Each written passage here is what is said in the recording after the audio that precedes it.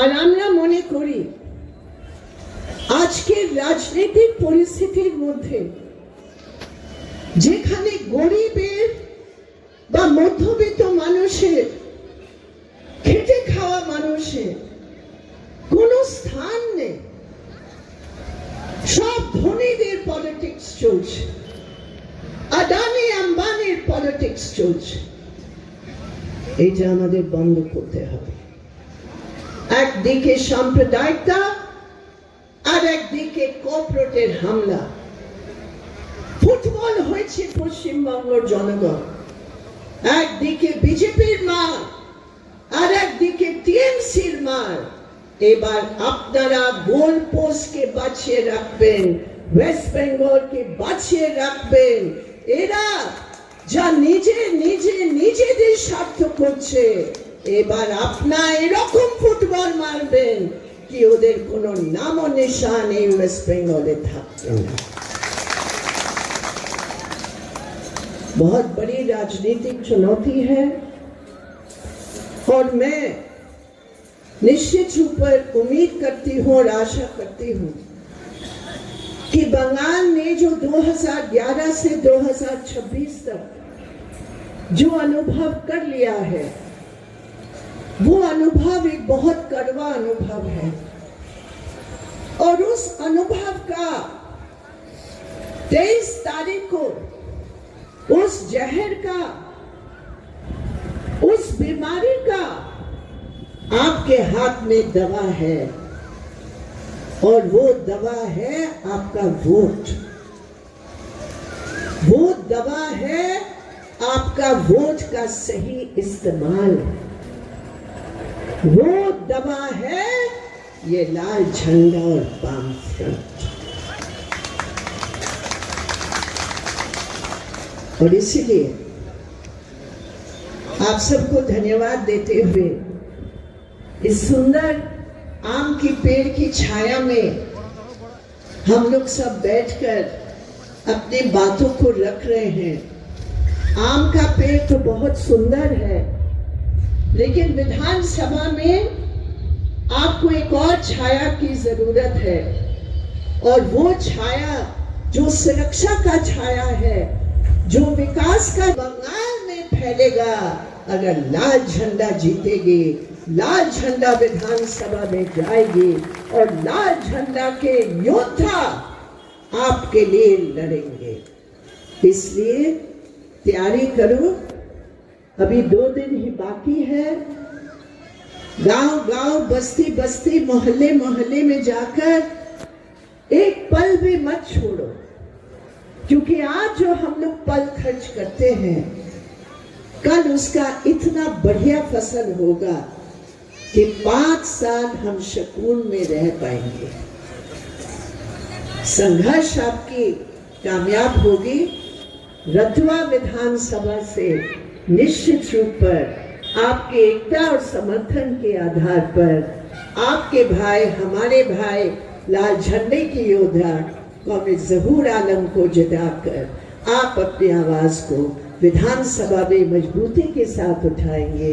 एक कथा बोले আরেকবার আমি বিশেষ করে আমাদের বোনেদের ধন্যবাদ জানাচ্ছি। আর আপনারা যা ভাইরা আছেন, যা বোনেরা আসতে পারেনি আজকে মিটিং, আমি জানি আপনাদের জন্য কাজ করছে বাড়িতে, আপনারা এসে গেছেন, মেয়েরা ওখানে কাজ করছে, কিন্তু আমার কথা করে রাজনীতি আর ধর্মকে मेशाबार चेष्टा होती। मैं गर्व के साथ कहती हूं, अगर कोई भी शक्ति है इस पूरे देश में जो हर एक की धर्म का अधिकार का रक्षा करते हुए हम कभी भी धर्म को हथियार के रूप में राजनीति में प्रवेश नहीं होने देते, ये है और ये जो पार्टीज है, टीएमसी हो या कांग्रेस हो या कोई भी और पार्टी हो, मैं चैलेंज के साथ कहती हूं, আমি চ্যালেঞ্জ করে বলছি, ওরা মঞ্চে এসে বলুক, প্রাণে হাত রেখে শপথ নেবে কি ওরা ধর্মকে রাজনৈতিক হাতিয়ারের রূপে ব্যবহার করে না? আজকে মমতা ব্যানার্জি কি করছে? এটা কি সরকারের কাজ? এটা কি টিএমসির কাজ? কি প্রত্যেক ধর্মের উৎসবকে টিএমসি ঝান্ডা নিয়ে ভেতরে ঢুকবে? এটা কি টিএমসির কাজ, সরকারের কাজ? কত মন্দির আছে, আমি আরো বড় মন্দির তৈরি করব, আর তারপর সেটা নিয়ে ফটো তুলে আমি দেখাবো कि আমি কত ভক্তি আছি। क्यों भाई? हम जो भी धर्म इस्तेमाल विश्वास करते हैं उसको हमें दिखाने की क्या जरूरत है? भगवान का देख रहा है कि आनंद बाजार पत्रिका में मेरा छवि छप रहा है कि हम किसी मंदिर का उद्घाटन कर रहे हैं, क्या है? और कांग्रेस केरला में जाते हैं, मंदिरों में जाके फोटो छिपाते हैं। बीजेपी के खिलाफ लड़ाई, बीजेपी की जहराली नीति के खिलाफ लड़ाई, उसी नीति को अपनाकर नहीं हो सकता है। কখনো হতে পারে না কি ওরা ধর্মকে হাতিয়ারের রূপে ব্যবহার করছে আর আমরাও তাই করব, আমরা কম্পিটিশনে যাব। কোনো দিন আমরা বিজেপির বিরুদ্ধে লড়াইয়ে সফল হতে পারি না। আমাদের লড়াই नीति भित्ति लड़ाई। नेता तो अपने आप ही बदल जाएंगे, लेकिन नीति बदलना, नीति को, गलत नीति को चुनौती देना, इस पूरे देश में केवल एक शक्ति है, लाल झंडा की शक्ति, वामफ्रंट की शक्ति, सीपीआईएम की शक्ति। তারও অনেক দরকার আছে। আমরা দেখেছি মালদাতে কি হচ্ছে, আমাদের কমরেড গুলো বলেছে, আমিও জানি। কেন আমি মালদা ছেলে মেয়েদের বাইরে আমি অনেকটা দেখি। কেরলাতে যখন আমি গেলাম আমরা দেখলাম মালদার কত ছেলে সেখানে নির্মাণের কাজ করছে। আমি জিজ্ঞেস করলাম আপনারা কেমন আছেন? ওরা বলেছে ভাগ্যিস এখানে বামফ্রন্টের সরকার আছে, আমাদের উপর কেউ হাত তুলতে পারে না। কিন্তু যখন আমি রাজস্থানকে গেলাম, যখন আমি হিমাচলে গেলাম, আর দিল্লিতে তো আমি থাকি, আমরা দেখেছি সেই মালদার ছেলে যখন ছোট হোটেলে কাজ করছে, সে মালদার ছেলে যখন কোন ছোট ফ্যাক্টরিতে 7,000 8,000 টাকার জন্য কাজ করছে, আর যখন সংঘ পরিবারের লোক গিয়ে আফরাজুলের মতন রাজস্থানে একটা শ্রমিক কাজ করছে, ওইখানে গিয়ে সে আফরাজুলকে বার করে মেরে जश्न करेছে कि हमने घुसपैठी को मारा। अफराजुल अगर घुसपैठी है, मैं भी घुसपैठी हूं। अगर मालदा का लड़का घुसपैठी है, हम लोग भी घुसपैठी हैं, क्योंकि हिंदुस्तान की कोई भी नागरिक के ऊपर इस प्रकार का हमला होता है, हमारे सब के ऊपर हमला है। কিন্তু আজকে যখন বিজেপি এটা করছে, তখন আমি জিজ্ঞেস করতে চাই কোথায় ছিল কংগ্রেস? রাজস্থানে কংগ্রেস আছে, দিল্লিতে কংগ্রেস আছে, ওরা আছে ওখানে। কিন্তু এরকম যখন হামলা হলো, কংগ্রেসের একজন যায়নি, কে গেছে? লাল ঝান্ডা গেছে। সিপিএম গেছে, কে কেস লড়েছে? কংগ্রেস লড়েনি, সিপিএম লড়েছে। কেন? আমরা ভোটের জন্য ন্যায়ের লড়াই করি না, আমরা মানবতার জন্য, মানুষের জন্য, হিউম্যান রাইটস এর জন্য, সংবিধানের জন্য, ইনসানিয়তের জন্য আমরা লড়াই করি। এটা হচ্ছে নীতির তফাৎ। किसी से डरना नहीं, किसी से भय करना नहीं, लाल झंडा को लेकर आगे बढ़ने की नीति है। क्या है हमारे इस बंगाल प्रदेश में?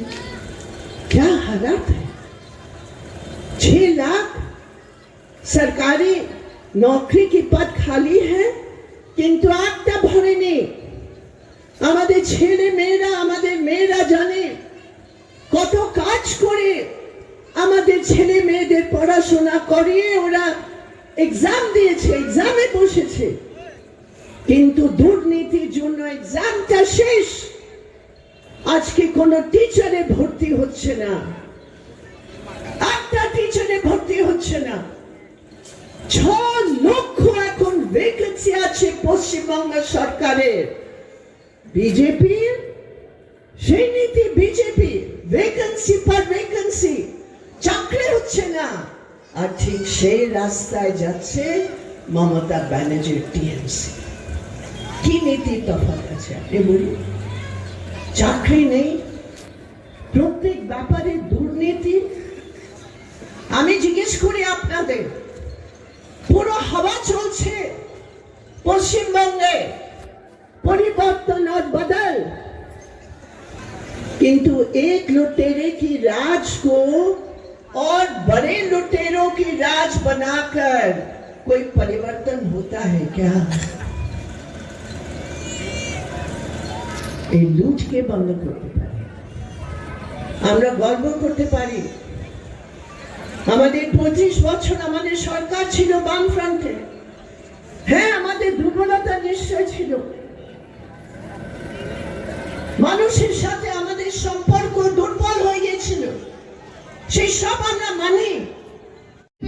আরএসএস এর সরকার, ভোট হচ্ছে বিজেপি কে, কিন্তু রিমোট হচ্ছে আরএসএস এর হাতে। সেই বিজেপি আরএসএস সরকার আমাদের দেশের সংবিধান মানে না,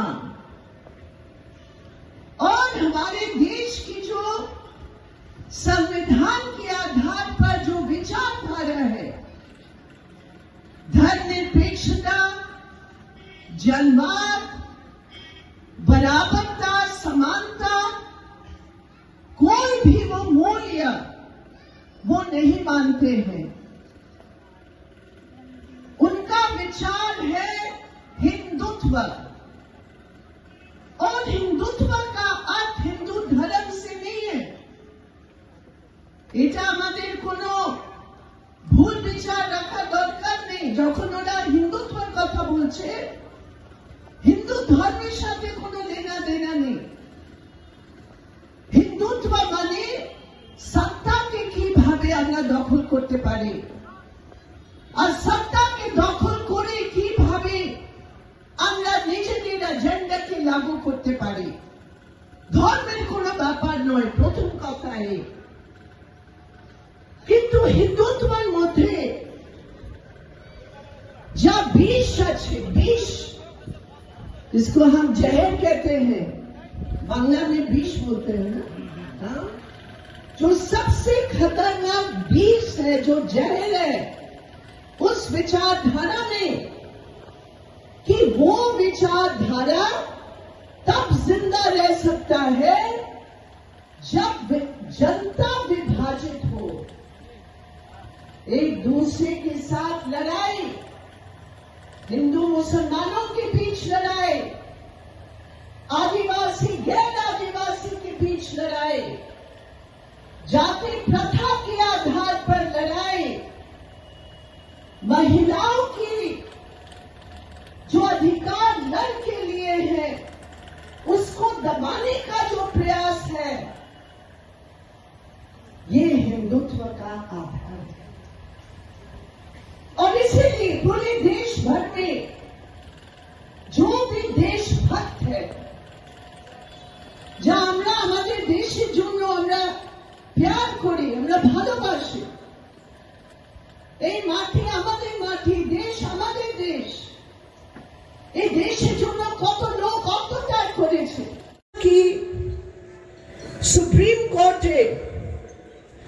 যখন এসআইআর নিয়ে কেস চলছিল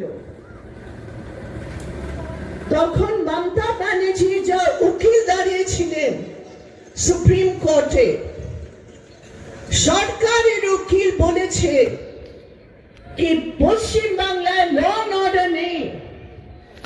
এসআইআর কে নিয়ে মালদা ডিস্ট্রিক্টে একটা খুব বড় ঘটনা ঘটেছে।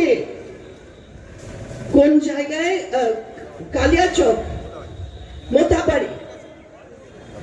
মোতাবাড়ি কালিয়াচক আছে না, ওইখানে কালিয়াচকের নাম এসেছিল আর মনে আছে।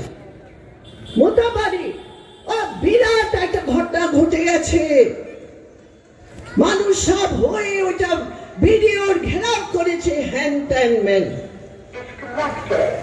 তখন टीएमसी वकील की बोलो पता नहीं है, लाल झंडा आगे बढ़ेगी आपकी समर्थन से। इनकलाब जिंदाबाद, हमारी एकता जिंदाबाद।